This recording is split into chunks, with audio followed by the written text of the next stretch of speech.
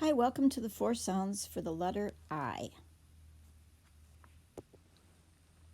The four sounds of I just happen to be the same sounds as the letter Y. We'll find short I, long E, and the consonant sound of Y as ya. By the 17th century, it was established that Y and I would be used as a tactical team. The English language has two sets of rules, a procedural rule and a tactical rule. The tactical rule describes pattern regularities, whereas the procedural rule tells us how it's done. I would be in the word initial and word medial position. We would hear it for the all four sounds as we spoke of earlier: I, E, and ya.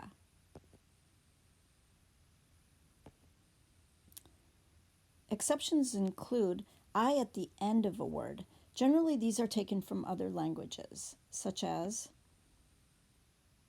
taxi, which comes from a much larger word, which is taximeter.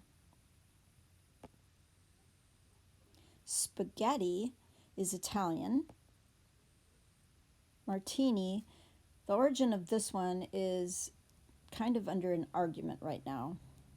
Nobody really knows exactly where it came from. It could come from the city in California where the drink was invented, or perhaps maybe from Martini and Rossi. Khaki is Urdu. Rabbi, Hebrew. Alkali, Arabic. Alibi is Latin.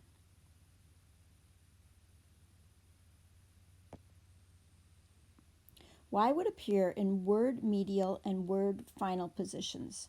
It generally would be I and I. We do see the prefix poly, which says E, and that's generally the only time when Y is going to say E in the middle of a word. Y as ya is only going to be in word initial positions, like yellow and yak and yam. So let's look at short I. Generally, short I is the first sound that I introduce of these four.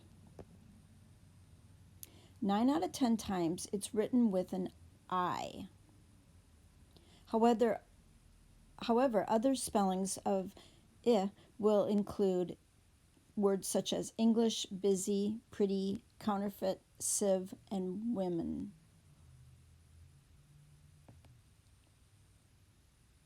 We also find short I in closed syllables, but because we know that I can be schwa just like all the other vowels, we will see sometimes that, depending on your region, you'll hear a schwa in these words: timid, limit, rigid, visibility, dignity, and inflict. We'll also see Y as I in closed syllables: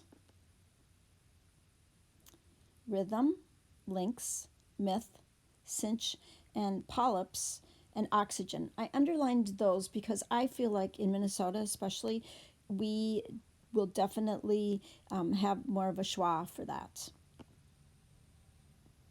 Now, when I work with kids with short I oftentimes am not happy with just doing CVC words with them, just to make sure that they're solid with that. So I'll do what I call layered lists. I'll use short I with blends and short I in multisyllabic words.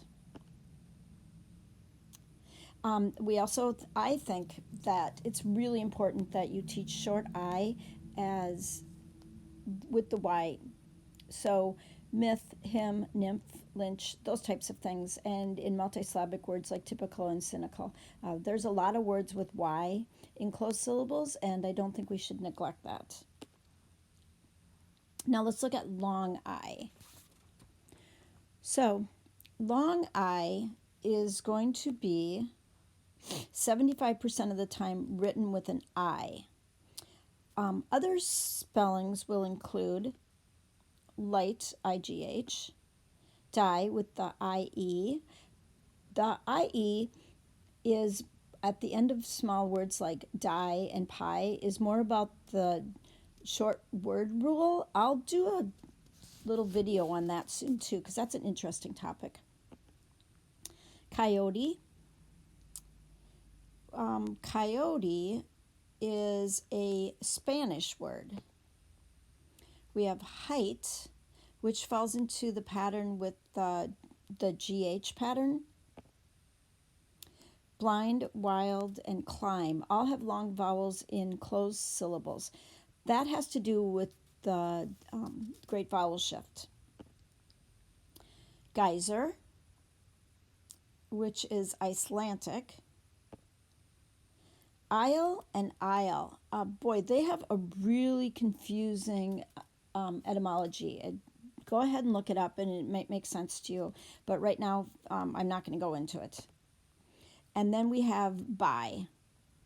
We've got a couple of words that are also fall with the U, like build, and those become words that we call insulated letters. Like, so the U is insulating the I from making G soft in words like guide and guild. I in opened and closed syllables. So we're going to see it in words like dioxide, silo, tiger, diatribe, inquire, and defiant. And so we've got a lot of vowel-vowel division words where we're going to hear the I there too. Y as I in open and closed syllables is going to take up 15% of the time that we're going to hear Y as I. So type, rhyme, style, Python, hyphen, and supply. So in CVC syllables and open syllables, we're going to see Y as I. Once again, wordless, I think they need to see that Y as I. Alrighty, now let's look at E as in long E. This is where I think the connective E comes in a lot. And let's go through and talk about all the ways that we can separate out that whole connective I thing, and then look at where we actually see it as something that is using as a participle to connect two parts together. So change the Y to I. We are going to have, we're definitely going to see that in a lot of words. It is not a connective I at all. It's just the rule thing. So we're just looking at words that we have base words changed to I. Then we're going to have I as E in borrowed words. So the one thing to remember is that in most languages, I is pronounced E. English is one of the few languages where we actually say it and I. So when you're working with kids that are doing a foreign language, this is going to be always the place where it's going to trip you up at the beginning. Or not you, but the student. It's going to trip them up. So we have words like alien, jovial, and I'll just run through these and you can see how they come from different languages. So I as E with vowel suffixes. So take a look at what happens here. Guardian. When we have vowel suffixes added to the end, it's going to make that I say E. Humiliate, hilarious, stadium, accordion, nutrient, experience, dyslexia, insomniac, tutorial, polio, and unique. So if we were to tell our students, if we've got a vowel suffix added onto a word, we're going to see that I suddenly have an E sound.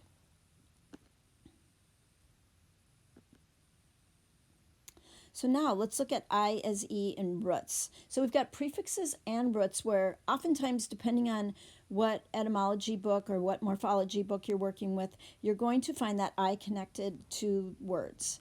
So we could start teaching morphology when we're teaching these I sounds. Well, and actually I teach morphology really early on.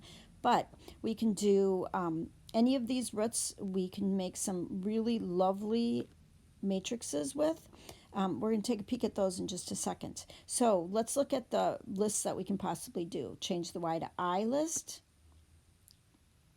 The vowel division where I as E.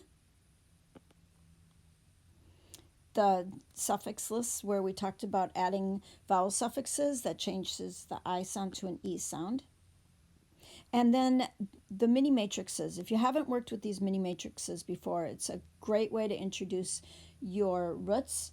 I know that the word inquiry classes are great, so go ahead and add those to your Orton Gillingham classes training with your students. It's really fun to go see how many words you can actually build. Now the last one, Y as ya. So it usually happens after an R and L, where we're going to see the Y as a yes sound. Companion, William, dominion, dahlia, pneumonia, minion, peculiar, rebellion, junior, valiant, and spaniel.